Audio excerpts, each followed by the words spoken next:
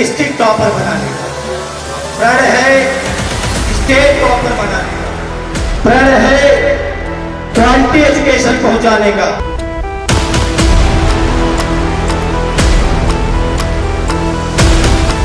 विद्याकुल से पढ़ने से लगता है वैसा मतलब किसी कोचिंग सेंटर से पढ़ने से नहीं लगता सर, मतलब अपनापन लगता है।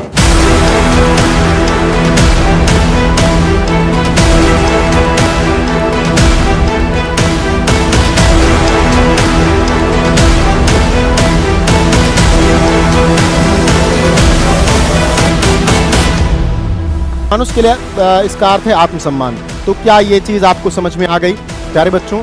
ये आपको समझ में आ गया?